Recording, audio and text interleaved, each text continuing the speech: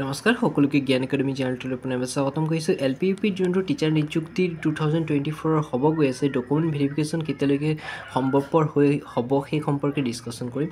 এতিয়া মেইন কথাটো হৈছে যিসকল নিউজৰ আণ্ডাৰত কেণ্ডিডেট আছিলে তেওঁলোকৰ কাৰণে এটা কেছ চলি আছে, আপোনালোকে গম পাইছে। আৰু এইটো কেছ মানে যেতিয়ালৈকে ছল্ভ নহয় তেতিয়ালৈকে মানে ভেৰিফিকেশ্যনৰ ডাইৰেক্ট আপডেটটো অহাৰ মানে চান্স কম আছে। এতিয়া ফাইনেল আপডেটটো কঠোৰ আহিব, এইকেইদিনৰ ভিতৰতে আহি যাব।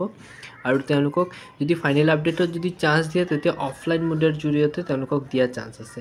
যদি অনলাইন দিয়ে তেতিয়া মানে নতুন চিটেড কেণ্ডিডেট সোমাই পেলাই আকৌ ডকুমেণ্ট আকৌ মানে কি হ'ব, কাট অফ ৰেংকটো বঢ়াব। সেইকাৰণে ইয়াৰ কাৰণে মানে অফলাইন যোগেদি সুযোগ প্ৰদানৰ কথা চলি আছে, কিন্তু এতিয়ালৈকে কোনো ধৰণৰ আপডেট অহা নাই। যদি আহে আপোনালোকক মই জনাই দিম। আৰু ডকুমেণ্ট ভেৰিফিকেশ্যনৰ পোনপ্ৰথমে আপোনালোকক বহুতে কৈছে যে দাদা ইলেকশ্যনৰ আগে হ'ব নে ইলেকশ্যনৰ পাছত হ'ব।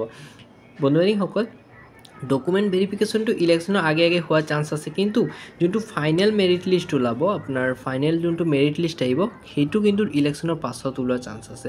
কাৰণ এতিয়া আপোনালোকে চাওক, ডকুমেণ্ট ভেৰিফিকেশ্যন কৰাৰ পিছত প্ৰচেছবোৰ চলিব, আৰু চলাৰ সময়তে এপ্ৰিলৰ ভিতৰত আপোনালোকৰতো ভোট আহিয়ে গ'ল।